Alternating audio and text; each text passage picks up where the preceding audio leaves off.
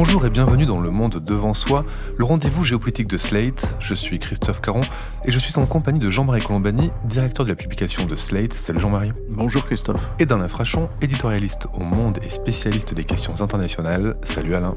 Bonjour Christophe. On aperçoit comme une boule de feu. C'est un hôpital de Gaza qui est lourdement touché. Les autorités palestiniennes accusent l'armée israélienne d'être à l'origine du tir. Israël, de son côté, accuse le djihad islamique. La visite de solidarité du président américain Joe Biden survient à un moment crucial dans le conflit en cours entre Israël et le Hamas. Joe Biden, extrêmement prudent et dénonçant en même temps, on l'a entendu, les atrocités du Hamas. Je suis ici pour une raison très simple. Je veux que le peuple israélien, le peuple du monde, sache que les États-Unis sont solidaires. Mardi 17 octobre, l'annonce d'une explosion ayant touché l'hôpital Al-Ali à Gaza a attisé les tensions entre Israël et le monde arabe, clivé un peu plus les opinions occidentales et donné lieu à une guerre informationnelle d'un degré jamais vu sur les réseaux sociaux, au premier rang desquels X-Twitter, dont la modération, quasi inexistante depuis l'arrivée de Musk, a laissé prospérer nombre de fake news auxquels parfois certains parmi les plus éclairés ont mordu. Si le Hamas accuse Israël d'avoir provoqué la mort de centaines de civils après une frappe de Tsahal, Tel Aviv dément et évoque un tir raté d'une roquette palestinienne. Pour l'instant, aucune enquête officielle ne permet de connaître vraiment l'origine du tir, la réalité des dégâts et le nombre exact de victimes. Les médias occidentaux, s'ils doutent de la version du Hamas, je vous renvoie pour cela aux enquêtes du Monde et du Guardian, ne tirent aucune conclusion que ce soit sur ce drame. Et c'est dans ce contexte tendu que le président américain s'est rendu au Proche-Orient le mercredi 18 octobre, où il a rencontré le Premier ministre israélien à Tel Aviv. Si face aux caméras, l'Américain a affiché son soutien à Israël, en privé, il a mis la pression sur son partenaire et l'a mis en garde sur les excès de la réponse de l'État hébreu. Son passage à Amman en Jordanie a été annulé après l'explosion, mais Joe Biden a pu s'entretenir au téléphone avec son homologue égyptien Abdel Fattah al-Sisi et obtenir l'acheminement d'une aide humanitaire vers Gaza. Dans le même temps, Washington a bloqué par son veto une résolution de l'ONU appelant à une pause humanitaire. Russie et Royaume-Uni se sont abstenus, la France a voté pour. De son côté, le Parlement européen a adopté ce jeudi 19 octobre une résolution appelant elle aussi à une pause humanitaire, quelques jours après l'annonce par Ursula von der Leyen de l'ouverture d'un couloir aérien humanitaire via l'Égypte pour venir en aide à la population gazaouite. Alors, Jean-Marie, Alain, quelle que soit la réalité du nombre de victimes, de l'origine du tir, de l'impact de cette explosion, cet événement marque un tournant dans ce conflit. Oui, il y a d'abord un tournant dans la guerre de communication parce que c'est une vraie guerre, c'est un vrai, complément des opérations militaires.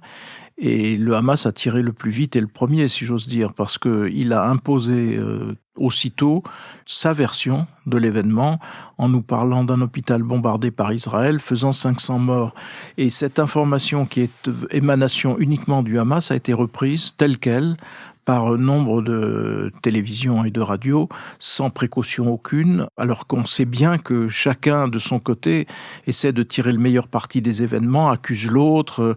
C'est assez classique. Et malgré cela, tout le monde a d'abord répercuté la version du Hamas avant de commencer à considérer que peut-être ce n'est pas tout à fait celle-ci qui s'impose, que peut-être il faudrait essayer de regarder vraiment ce qui s'est vraiment passé, mais le coup était parti et donc l'embrasement des foules, que ce soit au Maroc, en Tunisie, au Liban, en Irak, etc., a été déclenché par cette seule information, alors même qu'on s'apercevra peut-être au bout de la route que c'était, comme le prétend Israël, une roquette tirée depuis la bande de Gaza vers Israël et qui s'est cassé la figure en route.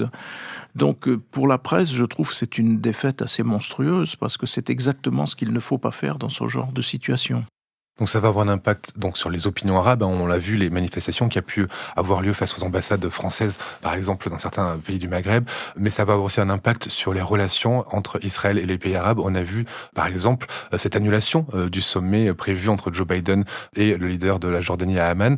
Quelles pourraient être les autres conséquences selon vous, Alain ?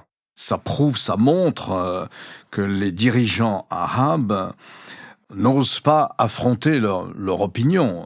Ça prouve qu'il y a un mouvement d'ensemble dans le monde arabe de soutien aux Palestiniens et de dénonciation de la réplique israélienne à Gaza. Et ça a eu des répercussions diplomatiques, puisque Avant même ce tir, le chef de l'autorité palestinienne, c'est le Fatah, c'est-à-dire que c'est la branche ennemie du mouvement national palestinien, c'est la branche opposée au Hamas, qui est la branche islamiste, a dit qu'il ne rencontrerait pas. Biden avait proposé un sommet à 4, lui, Mahmoud Abbas, le président égyptien et le président jordanien, c'est-à-dire 3 partis qui ont des relations avec Israël. Eh bien, Mahmoud Abbas, le premier, a commencé par dire que non, il n'irait pas.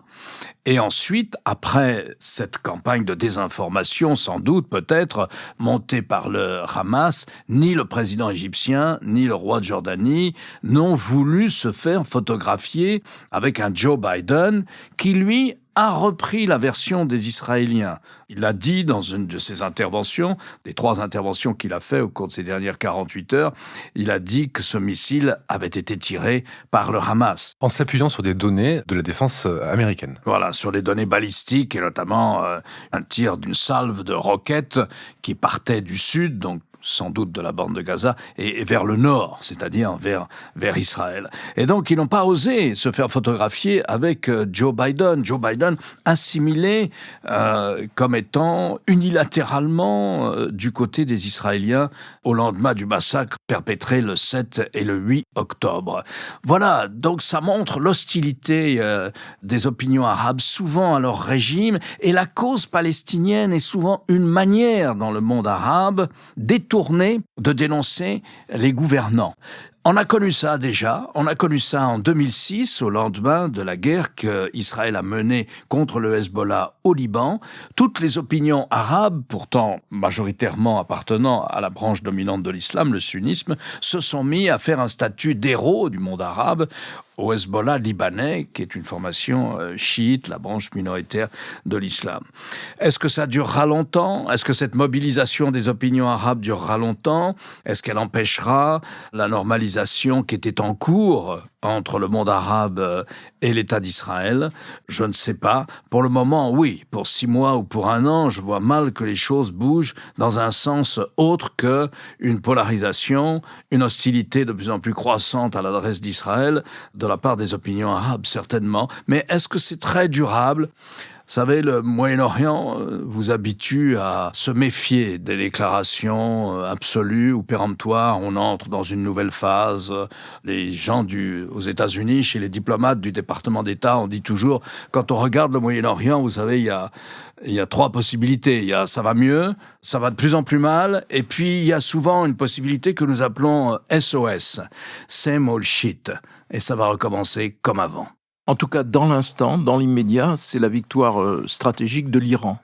Parce que quand même l'obsession iranienne, et c'est en cela que l'opération du Hamas paraît liée à l'intérêt stratégique de l'Iran, c'était bien d'enrayer le processus de normalisation qui était en cours entre Israël et un certain nombre de pays arabes, et principalement entre Israël et l'Arabie saoudite. L'Arabie saoudite, c'est le pays leader du sunnisme, c'est donc historiquement depuis un certain temps l'adversaire de l'Iran, et donc pour l'Iran, de voir en face de lui allier Israël et l'Arabie saoudite, c'était évidemment insupportable. Et je pense que l'objectif stratégique de l'opération qu'a lancée le Hamas le 7 octobre, elle était là. Et pour le moment, force est de constater que c'est ce qui se produit très exactement. Et donc, les dirigeants d'Arabie saoudite, le prince qui dirige l'Arabie saoudite n'a pas eu un mot pour les victimes du Hamas du 7 octobre, et au contraire, il fait marche arrière sur les premières discussions qui avaient été engagées avec Israël. Et de la même façon, vous avez vu qu'il y avait eu une foule très surprenante par son nombre et sa virulence au Maroc, qui était un des premiers à s'être rapproché d'Israël, mais c'était historique pourtant dans la diplomatie marocaine, et ainsi de suite. Donc on est dans cette situation-là où le reflux, manifestement, va continuer de se produire. Donc, si Joe Biden a apporté son soutien inconditionnel à Israël, il ne s'est pas privé de mettre la pression sur Benjamin Netanyahou. Il a rappelé que les États-Unis avaient pu faire des erreurs après 2001 en contre-attaquant et qu'il fallait se garder de tout excès. Quels sont vraiment ces moyens de contrôle de Netanyahou à Joe Biden ? Ces dernières années, c'était particulièrement vrai avec Benjamin Netanyahou. Israël a fait preuve d'une aptitude à aller à l'encontre de ce que souhaitent les États-Unis. Israël a fait preuve d'une sorte d'émancipation par rapport à la politique américaine. Israël a continué la colonisation de la Cisjordanie. Alors les États-Unis n'ont pas protesté très fort, mais quand même ils ont protesté à chaque fois. Le département d'État fait toujours un communiqué disant que la poursuite de la colonisation de la Cisjordanie va à l'encontre de l'objectif de la paix entre Israéliens et Palestiniens. Mais on a été plus loin que ça. Netanyahou a été plus loin que ça dans la mesure où il y avait, si vous voulez, une tradition dans la diplomatie israélienne à l'adresse des États-Unis qui est on est bien avec les deux grands partis, on est bien avec les républicains, on est bien avec les démocrates et on ne choisit pas notre camp. Eh bien maintenant, si.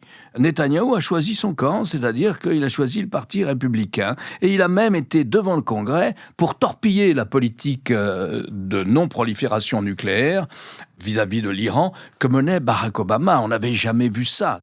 Et là, Biden, lui, incarne l'époque du soutien bipartisan à Israël, et il a toujours été fidèle à l'amitié israélo-américaine.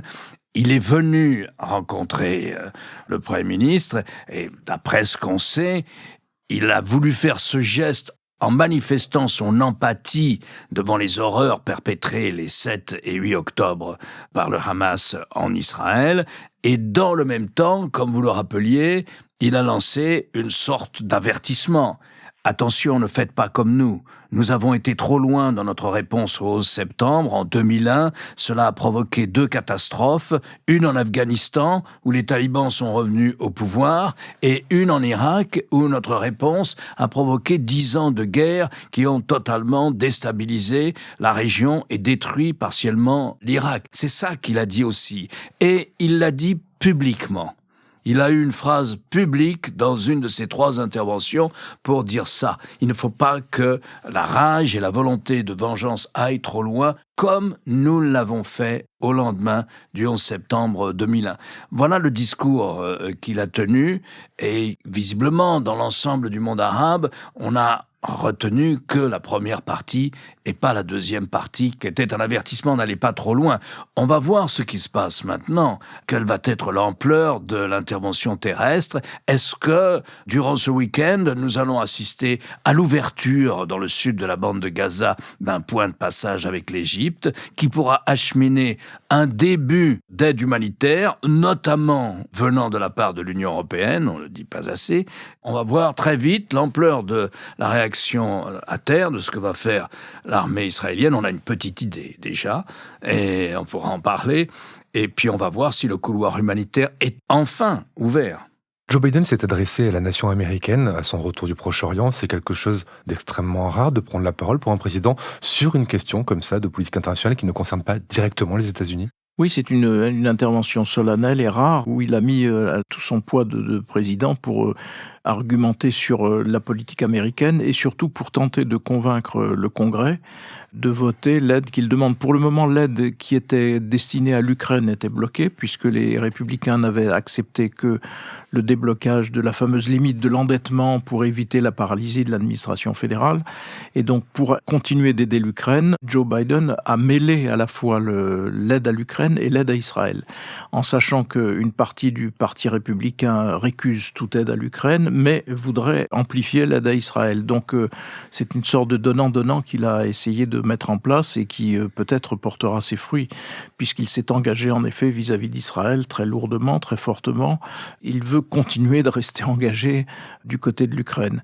Mais ce qui est frappant dans la situation que nous vivons actuellement, c'est à quel point l'affaire de l'hôpital a permis à un certain nombre de mouvements dans la région et de pays dans la région et d'opinions dans la région de complètement évacuer un événement qu'ils n'ont pas critiqué et qui ne leur a pas fait plus d'effet que cela, qui est le raid d'extermination du Hamas en Israël, qui est quand même un événement majeur, qui est le premier depuis la fin de la Seconde Guerre mondiale, dirigé contre des Juifs parce qu'ils sont Juifs. Donc cette dimension-là, qui n'a pas été du tout condamnée dans la région, et qui est maintenant passée alors complètement presque aux oubliettes, parce qu'on ne parle plus que de Gaza et de ce qu'ont subi les habitants de Gaza en termes de bombardement, et ce qu'ils s'apprêtent peut-être à subir du moins ceux d'entre eux qui n'ont pas fui au sud, lorsque Israël entrera au nord de Gaza, pour vraisemblablement ne pas y rester très longtemps, mais entreront quand même.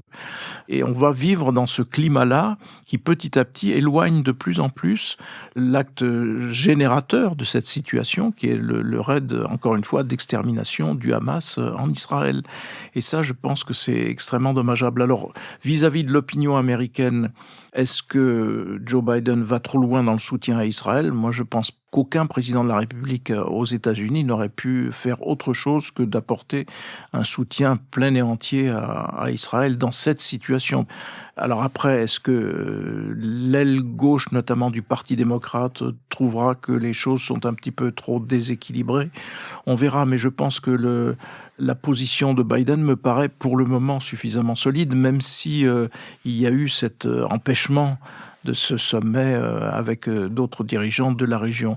Et en même temps, je pense qu'un des grands signaux donnés par Joe Biden en allant sur place, c'est pour nous dire qu'attention, le risque d'escalade est bien réel, attention, le risque d'embrasement de la région est bien réel, attention, on est peut-être au seuil, on peut être rapidement entraîné dans un conflit d'une toute autre ampleur. Je pense que c'est cela aussi que le voyage de Biden voulait nous dire. Car effectivement, l'offensive terrestre israélienne dans la bande de Gaza, qui devrait intervenir de manière assez imminente, va bouleverser ces équilibres-là.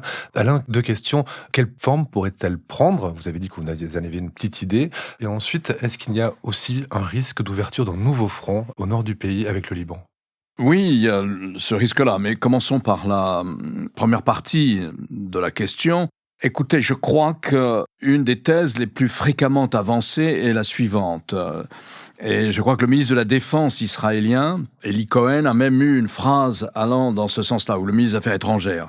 Il a dit « Gaza va raccourcir ». C'est-à-dire que l'idée des Israéliens, c'est au nord de la bande de Gaza, d'occuper le nord de la bande de Gaza, pour assurer la défense du sud d'Israël. C'est-à-dire que c'est de se donner un peu de recul par rapport à la barrière, dont on a vu qu'elle ne servait à rien, la fameuse barrière électronique qui a coûté des milliards de dollars et qui était censée empêcher toute infiltration. Eh bien, cette fois-là, pour empêcher les infiltrations, les Israéliens vont sans doute installer une sorte de zone tampon dans tout le nord de la bande de Gaza. Ça comprend peut-être, d'ailleurs, une partie de la ville de Gaza, je ne sais pas. Voilà ce qu'on dit et qui paraît relativement plausible. Bon, maintenant, vous savez, quand on commence ce genre d'opération, on ne sait jamais comment elles finissent. Et comme disent les militaires, dans le brouillard de la guerre, on ne sait jamais ce que produit le brouillard de la guerre. Donc voilà. La deuxième réponse, c'est la menace d'une crise régionale, mais elle l'est, je dirais qu'on est presque déjà dedans. Il y a la force que constitue le Hezbollah libanais, qui a, lui, non pas 5 ou 10 000 ou 50 000 missiles comme le Hamas en a accumulé à Gaza, mais plutôt 150 000. Et sans doute des missiles de portée qui permettent d'atteindre toutes les villes israéliennes. Et donc, un des scénarios les pires, comme le Hezbollah est aussi installé en Syrie, puisque le Hezbollah s'est battu à la demande de l'Iran pour maintenir en place le régime de Bachar al-Assad, s'est battu contre l'opposition armée syrienne, le Hezbollah a peut-être aussi un front à l'est d'Israël. À partir de ces deux bases, la Syrie et le Liban, il peut tirer des missiles sur Haïfa, voire sur Tel Aviv. Il a des missiles qui portent sur Tel Aviv aussi. En geste de soutien à l'adresse du Hamas face à l'offensive terrestre de l'armée israélienne. Voilà ce qu'on craint, c'est l'ouverture de ce front-là. Cette ouverture, à mon avis, je crois qu'elle n'est possible que si l'Iran donne son feu vert au Hezbollah. Et ça, on ne sait pas. Parce que je crois qu'une bataille de cette dimension, le Hezbollah ne l'engage que s'il a le feu vert de l'Iran. À ce moment-là, ça voudrait dire qu'une partie de l'armée israélienne serait aussi sur le front nord, sur les fronts nord et est, pour ne pas parler de ce qui se passe en Cisjordanie, qui va aussi occuper l'armée israélienne, puisque en Cisjordanie, il y a maintenant une sorte d'insurrection armée. Il y a eu, depuis janvier dernier à ce jour, il y a eu un peu plus de 200 morts palestiniens dans des affrontements avec l'armée. On tire de part et d'autre en Cisjordanie. Et donc, vous avez une situation totalement déstabilisée, qui s'est traduite ces derniers jours par une attaque totalement inattendue de drones et de missiles tirés contre un bâtiment de l'armée américaine dans le Golfe, un bâtiment militaire qui a abattu tous les projectiles qui, semble-t-il, le visaient, tirés par une milice, là encore, équipée par Téhéran, qui est une milice du Yémen, la milice Houthi. Donc, pour vous dire qu'on est dans une sorte de pré-guerre dans la région. À ce titre, les Américains ont déplacé 2 groupes aéronavals en Méditerranée orientale, au large du Liban, qui était une manière d'avertissement pour dire au Hezbollah, vous savez, nous, on peut vous bombarder aussi si vous entrez dans la guerre. Voilà où on en est, et voilà donc la crainte très fondée d'une possibilité de guerre plus ample, d'une guerre régionale. Encore une petite remarque sur le discours de Biden qui m'a frappé. C'est un discours contre l'humeur isolationniste de l'Amérique. C'est un discours pour dire, il le dit très bien, il a dit, nous ne serons nous-mêmes que si nous exerçons notre leadership. Si nous y renonçons, en Ukraine ou au Liban, nous ne serons plus nous-mêmes. Et nous laisserons le terrain. Il a été très dur à l'égard de la Russie. Il n'a pas eu de mots durs à l'égard de la Chine, mais uniquement à l'égard de la Russie. Eh bien, il a dit, ça voudra dire qu'on se comporte de la même manière, qu'on renonce au Moyen-Orient, comme on renonce en Europe si on ne vote pas cette aide. Donc c'était aussi un discours sur, attention, l'humeur isolationniste du pays, qui porte très largement la candidature du républicain Trump, est dangereuse pour les États-Unis et pour nos alliés, a-t-il dit, nos alliés au Moyen-Orient comme en Europe. Et justement, la Chine, qui se posait un peu en médiateur, qui n'essayait de pas prendre parti après les 7 et 8 octobre, commence à glisser lentement du côté palestinien, un peu comme la Russie, Jean-Marie. Oui, surtout ce que fait la Chine, c'est d'arrimer à sa stratégie la Russie de Poutine. L'épisode qui vient d'avoir lieu, c'est-à-dire le grand rassemblement autour du président chinois au nom des routes de la soie, qui a permis à un certain nombre de leaders, y compris l'Européen Viktor Orban, qui était le seul Européen présent sur place et qui a surtout été le seul Européen à serrer la main de Poutine depuis le déclenchement de la guerre contre l'Ukraine. Et donc on voit bien qu'aujourd'hui, la Chine a réussi à arrimer la Russie, mais la Russie dans une position de début de vassalisation vis-à-vis de la Chine. Et donc, est-ce que ensuite la Chine peut se servir ou pourrait se servir de cette influence pour modérer les choses? Je n'en suis pas sûr, parce que le combat mis en avant par la Chine, c'est un combat, j'allais dire, totalement idéologique et définitif contre l'Occident, contre les valeurs de l'Occident, auquel adhère complètement Poutine. Donc il y a là un front où Chine et Russie, où Chine escortée par la Russie, vont essayer au contraire, de creuser la distance qui peut exister entre l'Occident et puis ce que l'on appelle à tort le Sud global. On a tort parce que dans le Sud global, on inclut en général l'Inde, et l'Inde n'est pas du tout rattachable à un tel bloc ou tel autre. Mais en tout cas, c'est cela que l'on voit, et c'est évidemment quelque chose qui peut être accéléré par la situation qui prévaut au Proche-Orient. Jean-Marie l'a souligné, il n'y a pas d'unité parmi les BRICS dans ce conflit. Il n'y a pas d'unité parmi les BRICS, oui et non, on pourrait les prendre au mot d'ailleurs. Si vous faites, comme l'a fait le site Le Grand Continent, une carte des grands pays qui ont refusé de se prononcer sur l'agression russe en Ukraine, ça ne veut pas dire qu'ils l'approuvent, mais ils ont refusé de la condamner. Il y a un ensemble dans lequel on retrouve la Russie, l'Inde, le Brésil. C'est la même chose, les pays qui ont refusé de condamner le Hamas pour les massacres des 7 et 8 octobre, ça ne veut pas dire qu'ils l'approuvent, non plus, mais il n'empêche, ils n'ont pas prononcé de condamnation formelle, et ils ont maintenu ce qu'on appelle la politique de l'équidistance, c'est-à-dire en appelant une désescalade. Et donc ces deux cartes se recoupent. Pour autant, il faut pas oublier que c'est pas non plus monolithique, ça n'existe pas le Sud global, un Sud global qui obéirait mécaniquement, comme le disait Jean-Marie, à Pékin ou à Moscou, ça n'existe pas. Mais il y a cela quand même dans le conflit israélo-palestinien. Vous savez, dans le conflit israélo-palestinien est une affaire qui compte beaucoup dans la déconsidération de l'Occident dans l'ensemble du Sud global. Pour le coup, ça c'est vrai en Asie, c'est vrai en Amérique latine, c'est vrai en Afrique du Nord, comme en Afrique subsaharienne. On a eu le sentiment d'un 2 poids, 2 mesures et d'une passivité des Occidentaux pour essayer de régler le conflit ou de trouver une solution au conflit israélo-palestinien qui ne va pas disparaître. Pour finir, une question sur l'Europe. On a vu la présidente de la Commission européenne, Ursula von der Leyen, être très active. Elle a annoncé l'ouverture de ce couloir aérien, de ce pont aérien avec Gaza via l'Égypte. Certaines voix au sein de l'Europe, de l'Union, critiquent cet activisme. Est-ce qu'elle va trop loin? Est-ce qu'elle dépasse ses prérogatives de présidente de la Commission en empiétant, par exemple, sur le rôle d'un Josep Borrell? C'est surtout le président Charles Michel qui a protesté, parce qu'il est le président en exercice du Conseil européen et qu'il a en effet beaucoup critiqué l'activisme de la présidente, mais cet activisme nous a permis de rappeler ou de remettre l'accent sur le fait que c'est essentiellement l'Union européenne qui aide à vivre les Palestiniens et qui aide à vivre au jour le jour, concrètement, les Palestiniens, et en y apportant d'ailleurs, en effet, on fait une bonne partie de leur budget et en y apportant une aide humanitaire significative. Donc je ne pense pas qu'on puisse la critiquer pour cela, et en cela elle représente quand même le sentiment dominant des pays européens. Mais enfin, il y aura toujours des gens... L'Union est unie derrière von der Leyen sur ces questions? Pour l'essentiel, je pense, oui, parce qu'on s'est accroché à l'idée d'un couloir humanitaire. Mais il y aura toujours des gens pour dire si l'Europe bouge, elle en fait trop. Si elle ne bouge pas, c'est le cafouillage, etc. Donc prenons les choses pour ce qu'elles sont. Elles existent. L'Union européenne finance et paye les fonctionnaires de l'autorité palestinienne, va aider la population, y compris de Gaza, à vivre, et elle va continuer de le faire. Donc c'est à mon avis ça qui est le plus important.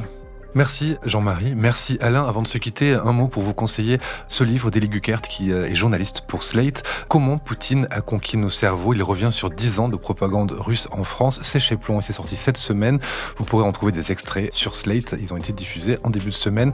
Alain, votre chronique chaque jeudi dans Le Monde et sur lemonde.fr cette semaine? Cette semaine, c'est pour pointer la passivité des super grands depuis 15 ans qui ont abandonné le conflit israélo-palestinien, ce dont se plaignent beaucoup d'Israéliens du camp de la paix, anciennement du camp de la paix, et beaucoup de Palestiniens. Washington, Bruxelles, Pékin et Moscou ont tous développé des relations chaque année plus avancées avec Israël, sans jamais conditionner ce développement à l'avancement du dossier israélo-palestinien.